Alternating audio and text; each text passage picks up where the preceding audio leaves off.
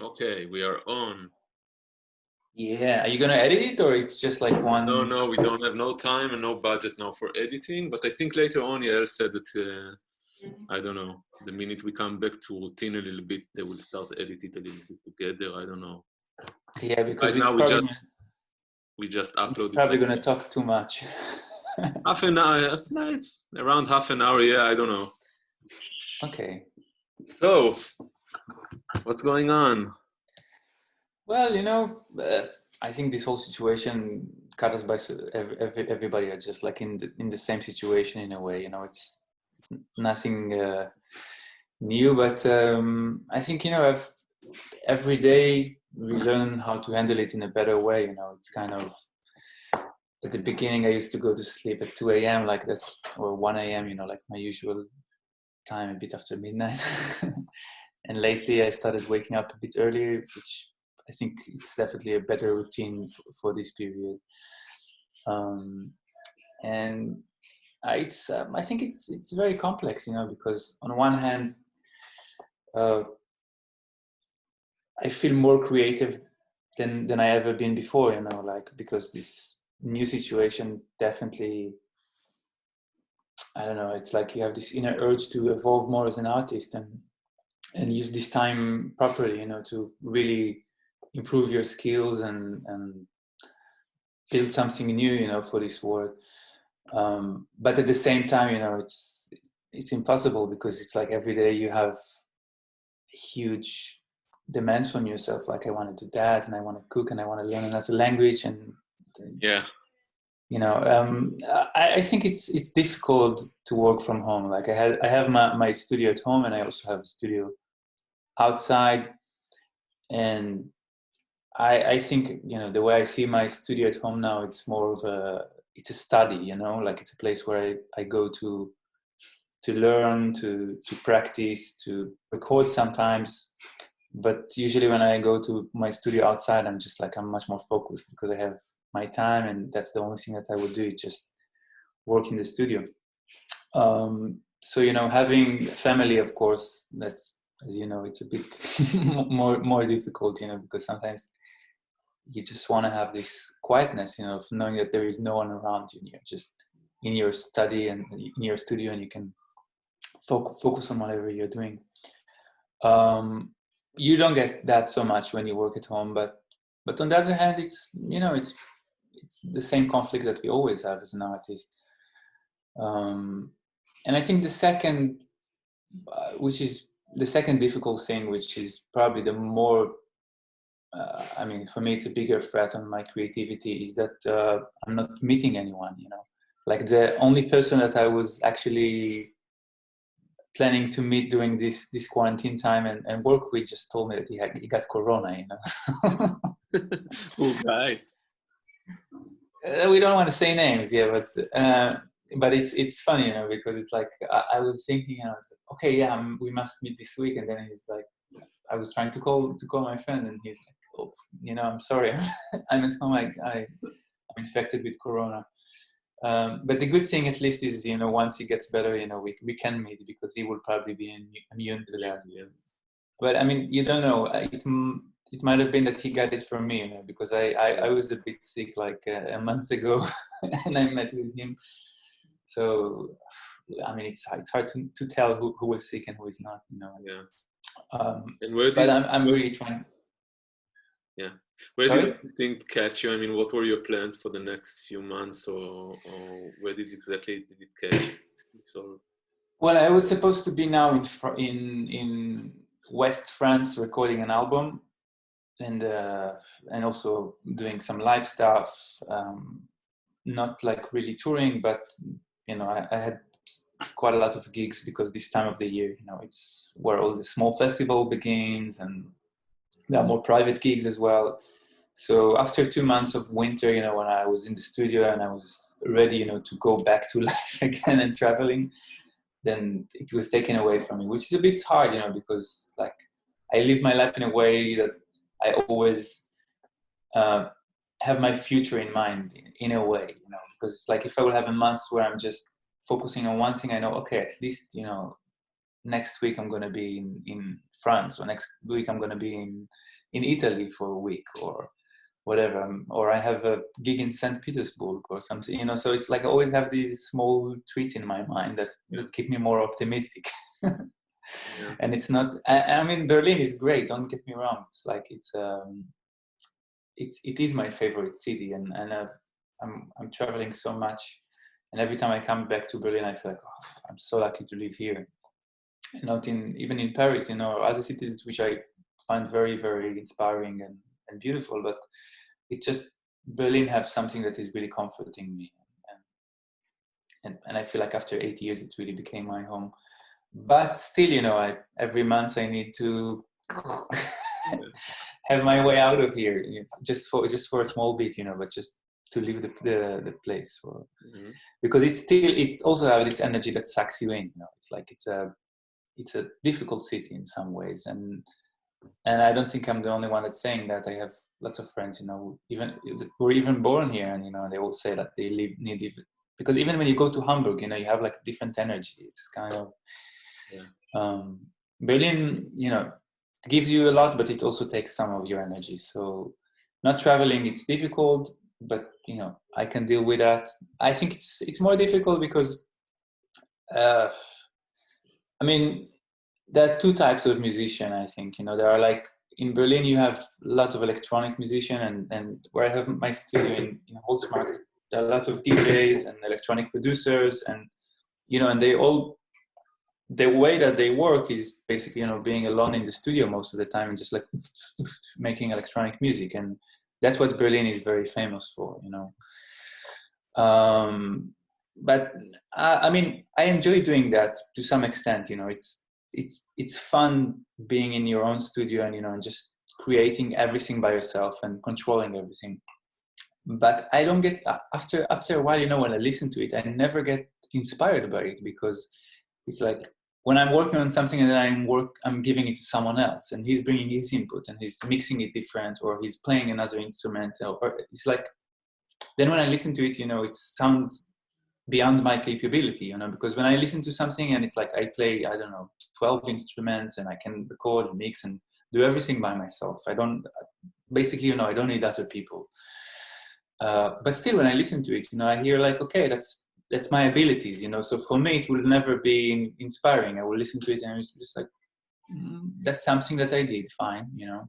But once you have someone else, and I think every creative person, if he's being honest with himself, it's like you need to have other people involved in your process. And sometimes it's surprising, even like the biggest writers I know and the biggest composers, you know, they all have other people that bring in some, I mean, sometimes it can just be a friend, you know, because I mean, one of the most difficult thing I think in this creative process when you're bound to work alone is that, for me at least, sometimes, you know, I can start working on 4 different ideas, and you know, all of them I would be like kind of like nice, yeah, maybe. And sometimes, you know, just having this one person that will come and say, oh, that's really great, I love this one, that would be like, you will be like, oh really, okay, I'm going to spend like 2 hours working with that now, just because, you know, someone you appreciate his opinion liked your work. And I mean, I envy people that don't need it, but I definitely, you know, have this need for having other people, you know, just giving in their opinions. They don't need to collaborate. Sometimes they just need to come and say, yeah, Tomer, you know, that's great. You know, you should do more of that. And I think when I have options, you know, to work with people, I take it by far, you know, than just being alone in the studio and you know, it's hard. You know, after a while you get, I mean, all the musicians that I know that, or artists that have this kind of lifestyle of just being alone in their studio and writing or working, and it's just, they get a bit depressed and they have some mental issues, you know. And it's not like, I'm not saying it as a bad or good thing, but it's just, obviously, you know, there is a point, you know, when you're going to start hitting your head against the wall. but on the same time, we all want this. We all have this fantasy of I want to go to a cabin and write a book. I want to go to a isolated island and just work on my music. We always feel like we don't get enough of it. But then when we have it, it's just like we want to run away from it. Yeah, I feel right now there is so much output, and everybody has so much, so much to say. And on the one hand, I feel the same. I feel that I need to release pressure and take steam out, or I don't know how to say, but at the same time, I feel this.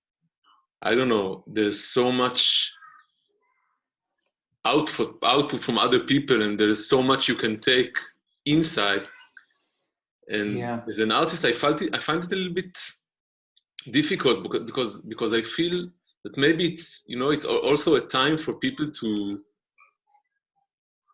I mean, there's a huge gap between the fact that we kind of return to the Middle Ages. People are not doing anything; everything is closed. People walk to the grocery store, buy some food, go back, go for a little walk in the park. But on the other hand, the social media and the news and the internet and everything is hyper overloading and over booming, and everything is just much more than 2 weeks ago. And I feel maybe it's also like I feel everybody should shut up for a while and just don't do and don't say anything. I mean, we don't know. There's so much we don't know about nothing. I feel this tension also inside of me, not only criticizing also, but also like feeling I feel the urge to say something, to take things out, and at the same time I feel people should, I don't know, just keep quiet. Yeah, I think like my urge to say things out, it's mostly like it's about politics, and when it comes to politics, I get pretty violent. Like it's like yeah, I read some of I'm not the same person, and it's not that I'm violent. It's just like I really injustice is something that I cannot bear. When I see stuff happening, like for example with Donald Trump or this guy that we all hate, Netanyahu. I mean, it's hard not to just get furious about it. So I've been having lots of. Where and how do you express it? I mean, when I was living in Israel, it was it was not impossible to express it, but I mean, artists don't say so much what they think, and that's something that really pissed me off there. And I remember when I moved to Berlin, for example, I was playing with a German band that was a bit successful for a while, and I think at that time it was also when the AfD started coming into power. It was like a new thing, like AfD. Now everybody know what's the AfD, but back then the media was just like, oh my God, we have a right-wing party in the parliament. What are we going to do? The people were really freaking out. And every interview we came to, people were just, I mean, I didn't spoke on interviews, of course, because the lead singer was doing all the talking and I was not able to talk about politics in German. But I found it amazing, that here in every TV station or radio station that we went to, people were just asking us, what do we think about the AfD? And the guy was just, talking all about hatred and that thing. And it was not even connected about me being in the band, or it was just, they wanted to hear what artists have to say about politics. Mm-hmm. And in Israel, it was always like, shut up. No one cares about what you have to think as a musician. So when I was playing like with bands like Girafot, for example, then of course, politics is a big part of the show, but it's mostly, you can scream everything on stage and like say horrible things about politicians, but people also takes it a bit like as a bizarre show, like as a fun thing, not as a political statement, because I felt that people in a way ignore what we were really trying to say, because it's just, it's a fun show and it's a rock band. So I ask myself every day, how can you involve politics with music? It's not something that I'm trying to suppress. But on the other hand, I think it's a bit impossible to. I think you can have political opinions, you can have ideas, but in a way, they're gonna sneak into your art somehow. You know, these ideas, and it's not. I mean, if you would try to write a political song, most chances that you will not reach what. I mean, if you are Bob Dylan, maybe, you know, most chances that it's not really gonna have any impact. But for example, I don't know. I can say I had this band that we were doing lots of Mediterranean folk music, and we got to tour in some rough states in like Indiana, Ohio, Iowa. You know, Iowa actually not so much, but you know all the red states, Texas. And I got to meet like lots of Trump supporters even before he was elected. It was just like before November 2016.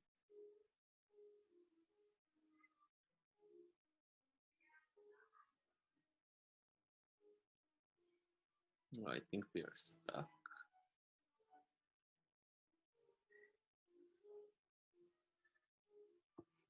Alan? Can? Yeah, I hear you now. We were stuck for a few minutes. Like that? So yeah, so yeah. Oh, yeah. Yeah, and so, you know, I think meeting people that have obviously different opinion about the Middle East and talking to them, that's how I felt like I'm making any different, you know, because I'm bringing some culture and I'm just sharing my point of views with people. And it was like, you know, from a human being perspective, not from like Roger Waters trying to, you know, this educate people. Yeah, exactly. It's never gonna work. I mean, it's basically if you're gonna be like that, then your supporters will definitely be the ones that have the same political opinions, which is awesome, you know, and it's like you're playing the same trend, but you're never going to reach out the other side, you know, because they immediately see you as a lefty or immediately as a whatever. It's always a problem. But on the other hand, I think as an artist, if you don't have any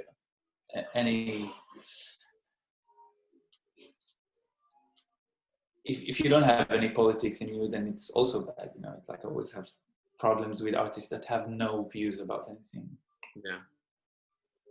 So what are you working on right now? I mean, what's the project your current? Yeah. Well, first it's just to clean up my hard drive because you know, sometimes I just go into the studio and I start working and I record some ideas and then I forget about them. And then when I have more time, you know, I just try to organize them.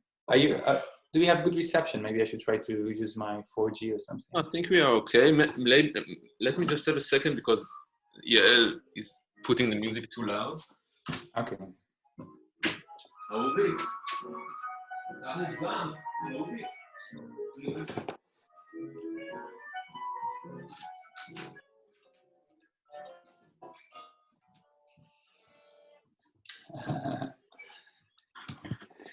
Yeah, now we're okay.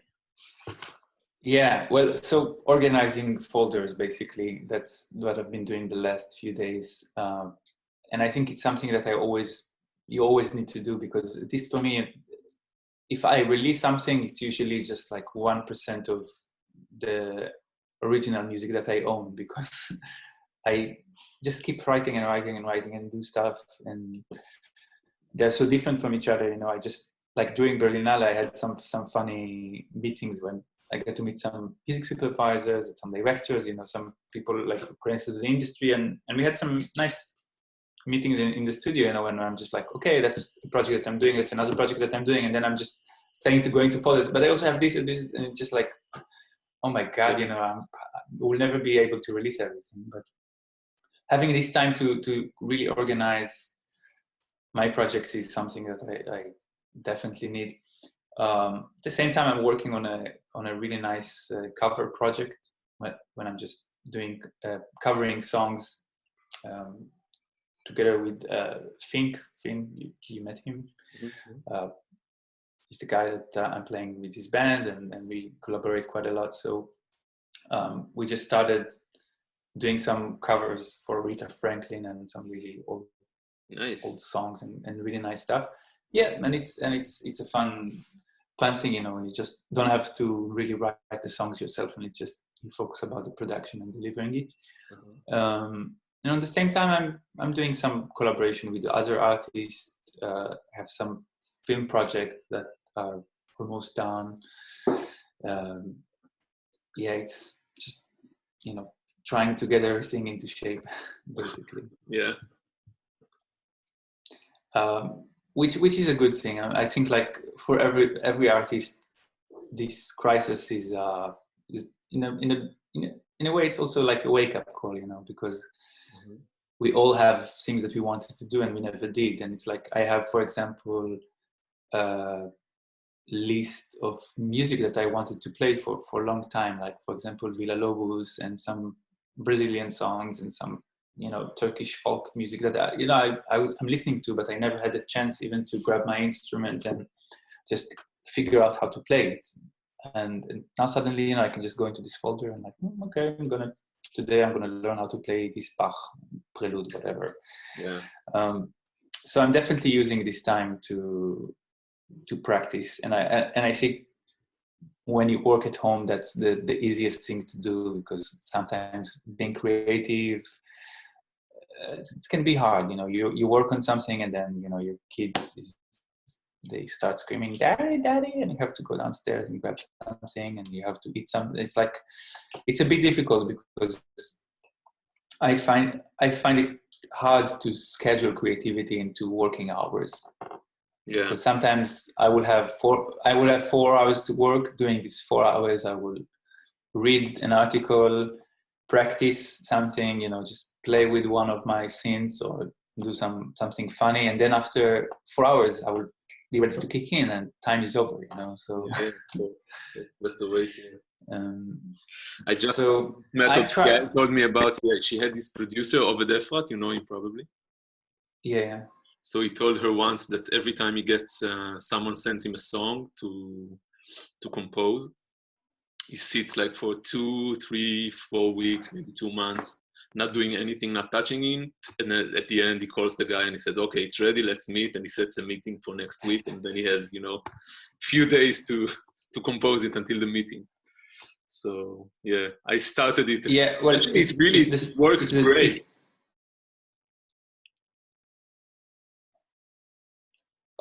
Now it's disconnecting again. Yeah, now I can see you again. Yeah, it has these small bugs, but no, I think we all suffer from this. I'm just looking at that. I read something really funny I think it's by Alain de Botton. One finally gets down to work when the terror of not achieving anything whatsoever at last outstrip the terror of one's mediocrity. I think that's like the most correct. It's like if I would have to put it into words, that's the way, because we all fear of our mediocrity. It's something that we all have. Yeah. I mean, you do something and you listen to it and you say like, it's mediocre. For some people, it can be amazing, but you know, we all have this fear, and for me at least, it's something that's really. Oh, wait a second. I cannot see you now. I see you fine. Okay. Well, it's funny. This Zoom suddenly became so popular. Everybody. I didn't even hear about it before, like 2 weeks ago, and suddenly everybody are just like, yeah, but it works. I mean, another platform. I don't know. Yeah, and probably we will learn in like, I don't know, 6 months that it was all recorded and stolen by Russian government. You know, and it was collecting our data for some kind of Cambridge Analytics. Yeah, for sure.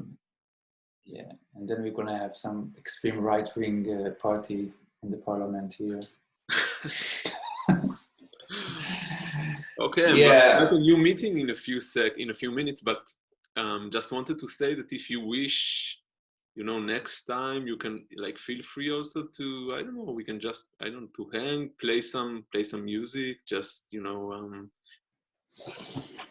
want to just jam a little bit. I don't know. It's really I can do dancing. naked. Yeah, but that might be a good idea. Yeah, because you said Let's. the guitar, and you said you feel comfortable with the guitar, and yeah, if you want to just jam during our conversation or just play a piece. I know that's just like a thing that I always do.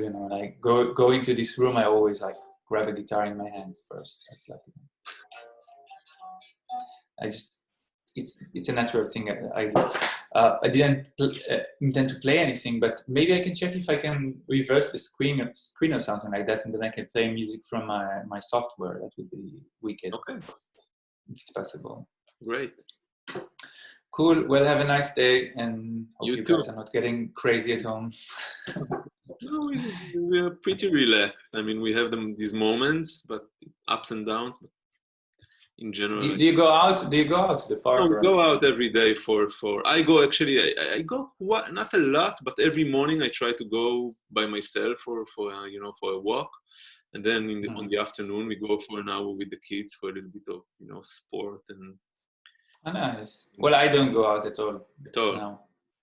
No. I'm going. Just because. Yeah, it's driving me crazy to sit all day long inside. Yeah. Have some. I don't know. But that's just me, It took me some like a week or so to realize I have to go out a little bit to Yeah. Well, I broke my feet a month ago, so I'm still limping again. So okay. I hope I can walk. I can walk better in a week or two, and I can enjoy it. Okay. Nice. We'll talk again next week. Send me this quote that you read. I'm gonna send. Yeah, just a second. I can send you on WhatsApp. No. Yeah, exactly. Okay. Here you go. Next week. Mm-hmm. Cool. Talk next week. The same hour, the same time. Yeah. Okay. Thanks for the conversation. Ciao. Ciao. Bye. Thank you. Bye. Bye.